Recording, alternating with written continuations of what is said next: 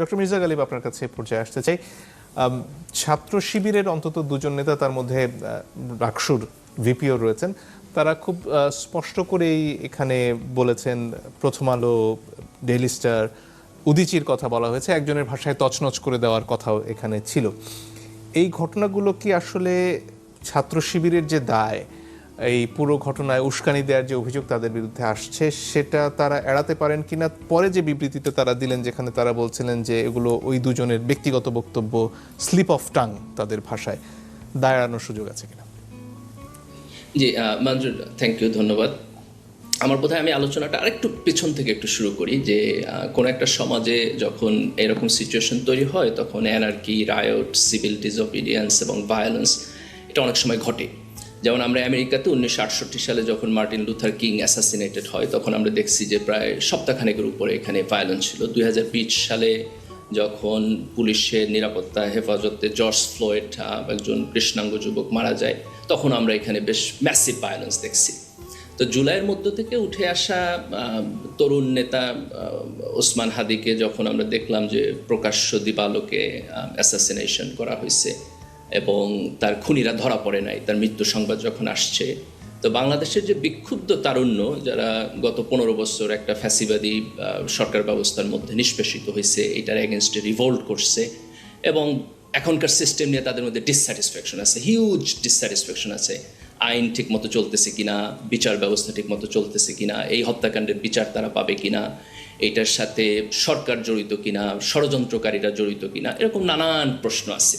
এবং এই প্রশ্নের জায়গা থেকেই এখনকার সময় আমরা যেই ঘটনাগুলো, ভায়োলেন্স, ভাঙচুর এবং নিজের হাতে আইন তুলে নেওয়ার অনেকগুলো ঘটনা আমরা দেখছি। এবং তার সর্বশেষ ঘটনা আমরা দেখলাম হচ্ছে প্রথম আলো এবং ডেইলি স্টারের অফিসে যেই ভাঙচুরের জায়গা।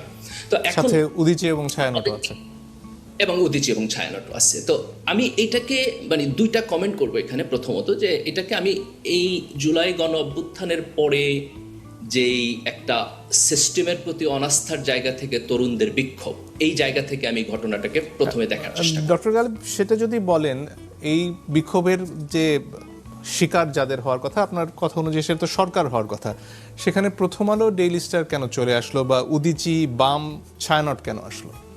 No, that's a very interesting question, মঞ্জুর। এই তরুণদের ক্ষোভ কোথায়? এই তরুণদের ক্ষোভ হইল আওয়ামী লীগের প্রতি প্রাইমারিলি, যেহেতু আওয়ামী লীগ এই ফ্যাসিবাদী সিস্টেম কন্টিনিউ করছে। তরুণদের ক্ষোভ হইল ভারতীয় আধিপত্যবাদের প্রতি, কারণ তারা আওয়ামী লীগকে দেখছে ভারতের একটা এক্সটেনশন হিসাবে, যে ভারতের প্রত্যক্ষ সহযোগিতায় এই সরকার দাঁড়ায় আছে। এবং তারপরে এদের ক্ষোভ হইল সেই সমস্ত প্রতিষ্ঠানের প্রতি যারা হচ্ছে আপনার এই আওয়ামী লীগের ফ্যাসিবাদের যথেষ্ট প্রতিবাদ করে নাই, এবং ক্ষেত্র বিশেষে আওয়ামী লীগের এই ফ্যাসিবাদকে তারা সাহায্য, সহযোগিতা এবং লেজিটিমেসি দিচ্ছে। এটা আপনি জুলাই গণ অভ্যুত্থানের পরে প্রথম আলো, ডেইলি স্টার কিন্তু প্রথম সংবাদপত্র অফিস না যেখানে আপনার এই বিক্ষুব্ধ তরুণরা ভাঙচুর করছে। আমরা কিন্তু একেবারে জুলাইয়ের পরে ইমিডিয়েটলি। ডক্টর গালিব, আপনার নিশ্চয়ই মনে আছে জুলাইয়ের দিনগুলোতে পত্রিকাগুলো কে কি খবর ছেপেছে, এবং প্রথম আলো, ডেইলি স্টার, নিউ এজের বাইরে যে কেউই সে সময়ে এই মৃতের সংখ্যাগুলো জানা ছিল না, সেটাও নিশ্চয়ই আপনার মনে পড়বে। তাহলে জুলাইয়ের সময়ে আমি এটাকে জেনারেলাইজ করতেছি না, মানে সেক্ষেত্রে প্রথম আলো বা ডেইলি স্টার যারা জুলাইয়ে খুব স্পষ্টতই জনগণের উপরে যে নৃশংসতা তার খবর জানিয়েছে, তাদের উপর কেন ক্ষোভ হবে? না, কারণ প্রথম আলো এবং ডেইলি স্টারের এই প্রতিষ্ঠানগুলোর লম্বা দিনের যে সাংবাদিকতা, সেই সাংবাদিকতার মধ্যে অনেকখানি রাজনীতি আছে। যেমন আমি আপনাকে খুব স্পষ্টভাবে একটা এক্সাম্পল দিই, কিন্তু আমি এটা খুব ক্লিয়ার করতে চাই, আলোচনাগুলো খুব সেন্সিটিভ। তার কারণ হলো এই আলোচনাগুলোর মধ্য দিয়ে ভায়োলেন্সের ন্যায্যতা তৈরি হইতে পারে, যেটা করা কোনোভাবেই আমাদের কারো উদ্দেশ্য হওয়া উচিত না। কারণ আমাদের একটা নিয়মতান্ত্রিক রাজনীতিতে যাইতে হবে। আমরা যদি রাস্তায় দাঁড়াইয়া নিজের হাতে আইন তুলে নিয়ে একটা অনিয়মতান্ত্রিক ভায়োলেন্সের পথে যাইতে শুরু করি, তাহলে এটা আমাদেরকে কোথাও নিয়ে যাবে না।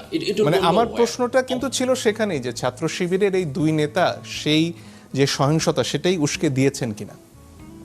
আমি সেখানে আসবো, কিন্তু তার আগে আমি বলতে চাইতেছি যে এই যে বিক্ষুব্ধ তরুণরা যে সমস্ত জিনিস ভাঙচুর করতেছে অথবা করতে চাইতেছে, এইটাকে তারা ফ্যাসিবাদের সাথে কোনো না কোনোভাবে অ্যালাইন্ড হিসাবে দেখে, এবং প্রথম আলো, ডেইলি স্টারকেও দেখে, এবং যে দেখে, এই দেখার একটা ন্যায্যতা আছে। এটা আমি একটা উদাহরণ দিই। আপনি জানেন যে কিছুদিন আগে দ্য ডিসেন্ট একটা একটা অ্যানালাইসিস তারা করছে, সেটা হলো যে প্রথম আলো কিভাবে বিভিন্ন রাজনৈতিক গ্রুপের ভায়োলেন্সকে তার সাংবাদিকতায় তুলে ধরে, এবং সেখানে তারা খুব ক্লিয়ারলি দেখাইছে যে এই ভায়োলেন্স যখন আওয়ামী লীগের দিক থেকে করা হয় তখন তারা একটা নিউট্রাল ভূমিকা নেয়, তারা বলে এটা ভায়োলেন্স, থার্ড পার্সনে বলে। কিন্তু এটা যখন বিএনপি জামাতের দিক থেকে হয় তখন তারা খুব ফার্স্ট পার্সনে বিএনপি এবং জামাতকে অ্যাকিউজ করে। তো এই যে একটা রাজনীতি, এই রাজনীতি একটা বিশাল অংশের মানুষকে বিক্ষুব্ধ করে তোলে।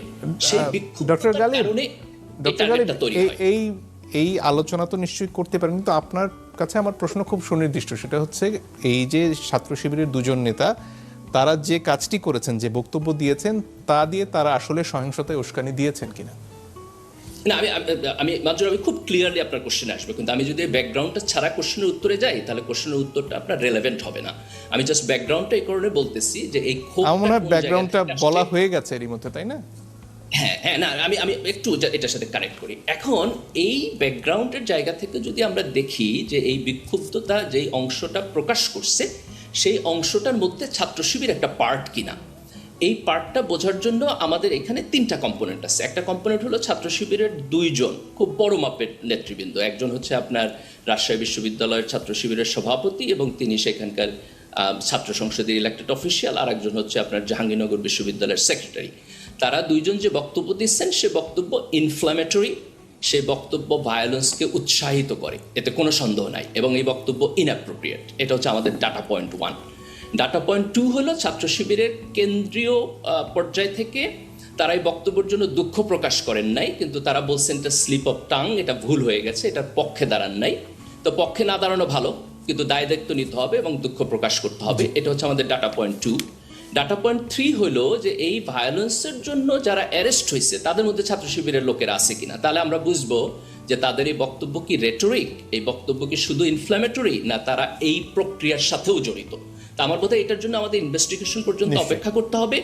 কিন্তু এখন পর্যন্ত আমি ক্লিয়ারলি আপনার সাথে অ্যাগ্রি করি যে ছাত্র শিবিরের যে দুইজন নেতা এই বক্তব্য দিয়েছেন তাদের এই বক্তব্য ইনফ্ল্যামেটরি, ইনঅ্যাপ্রোপ্রিয়েট, এবং ছাত্র শিবিরকে অতি দ্রুত এই জিনিসটাকে ডাবল চেক করা উচিত। দেখেন, আমরা তরুণদের বিক্ষুব্ধতার আমি বলতেছি সামাজিকভাবে যে কেন ওই বিক্ষুব্ধতাটা তৈরি হচ্ছে, কিন্তু এই বিক্ষুব্ধতা, আমি একটা মিনিট শেষ করি, যদি একটা অনিয়ন্ত্রিত রাজনীতি তৈরি করে সেই রাজনীতি আমাদের জন্য ভালো হবে না। আমরা মুক্তিযুদ্ধের পরে কিন্তু এরকম একটা রাজনীতি জাসদের হাতে দেখছি, এবং সেই ডক্টর গালিব, আপনার কাছে এই যে গণমাধ্যমের খবর অনুযায়ী ওসমান হাদির হত্যাকারীরা ভারতে পালিয়ে গেল, সেক্ষেত্রে আসলে সরকারের কি কি করণীয় আছে? প্রথমত স্বাভাবিকভাবে প্রশ্ন জাগে যে তারা কিভাবে পালাতে পারলেন, কিন্তু কূটনৈতিক পর্যায়ে আসলে আপনি কিছু করার দেখেন কিনা?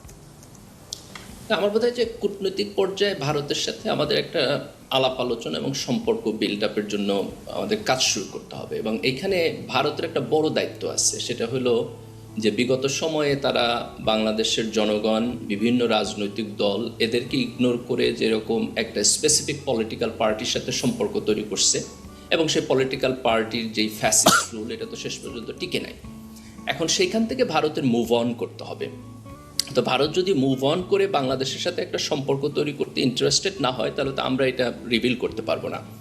আমাদের দিক থেকে দুইটা কাজ করতে হবে। একটা কাজ হলো যে ভারতকে খুব স্ট্রেইট ফরওয়ার্ডলি আমাদেরকে এনশিওর করতে হবে যে আমরা বাংলাদেশের মাটি কখনোই ভারতের আভ্যন্তরীণ রাজনীতিতে হস্তক্ষেপ করার জন্য ব্যবহার করব না।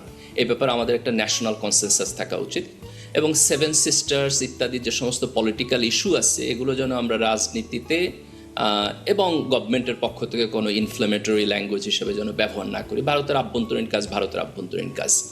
এই জায়গাটাতে আমরা যদি আমাদের পজিশন ক্লিয়ার করে তারপর আমরা খুব ক্লিয়ারলি ভারতের সাথে কোনো নতজানু রাজনীতি করা যাবে না, পররাষ্ট্রনীতি থাকা যাবে না, খুব স্পষ্টভাবে বলতে হবে যে আমাদের আভ্যন্তরীণ রাজনীতিতে আমরা তাদের হস্তক্ষেপ চাই না।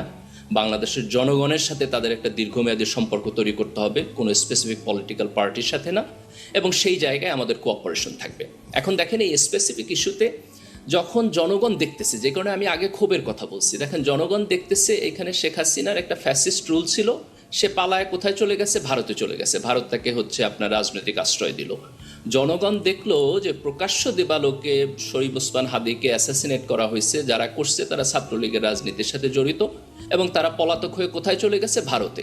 এটা সত্য যে আমরা পুলিশের মারফতে এখনো জানি না যেটা ট্রু কিনা, কিন্তু পাবলিক পারসেপশন তৈরি হয়ে গেছে, তাই না? তো এই পাবলিক পারসেপশনেই কিন্তু আমাদের একটা খুব স্ট্রং অ্যান্টাই ইন্ডিয়ান আধিপত্যবাদ বিরোধী একটা রাজনৈতিক পারসেপশন এখানে তৈরি করছে, মাইন্ডসেট, পপুলার ওপিনিয়ন তৈরি করছে। তো এইটাকে আমাদেরকে প্রপারলি নেভিগেট করতে হবে এবং আমি মনে করি যে সরকারের দিক থেকে একটা সম্পর্ক বিল্ড আপ এবং আলাপ আলোচনা শুরু করা উচিত। প্রবলেমটা হয়ে গেছে যে অন্তর্বর্তী সরকারের জন্য এটা অত্যন্ত কঠিন, কারণ ভারতের দিক থেকে মনে করা হবে যে এটা একটা টেম্পোরারি গভর্নমেন্ট, কয়দিন থাকবে, তাদের সাথে কথা বলে কী লাভ। তো সেই জায়গা থেকে আমার বোধ হয় যে আমরা যদি গণতান্ত্রিক নির্বাচনের মধ্য দিয়ে একটা গণতান্ত্রিক পিরিয়ডে যাইতে পারি এবং পরবর্তী গণতান্ত্রিক সরকার এই আলাপ আলোচনাটা শুরু করে, তাহলে বোধহয় আমরা এই পিরিয়ডটা অতিক্রম করে একটা স্ট্যাবল ভালো জায়গায় গিয়ে দাঁড়াতে পারবো। ধন্যবাদ। ডক্টর মির্জা গালিব, আপনার কাছে পর্যায়ে আসতে চাই। ছাত্র শিবিরের অন্তত দুজন নেতা, তার মধ্যে রাকসুর ভিপিও রয়েছেন, তারা খুব স্পষ্ট করেই এখানে বলেছেন, প্রথম আলো, ডেইলি স্টার, উদীচীর কথা বলা হয়েছে, একজনের ভাষায় তছনছ করে দেওয়ার কথাও এখানে ছিল। এই ঘটনাগুলো কি আসলে ছাত্র শিবিরের যে দায়, এই পুরো ঘটনায় উস্কানি দেওয়ার যে অভিযোগ তাদের বিরুদ্ধে আসছে, সেটা তারা এড়াতে পারেন কিনা? পরে যে বিবৃতিতে তারা দিলেন, যেখানে তারা বলছিলেন যে এগুলো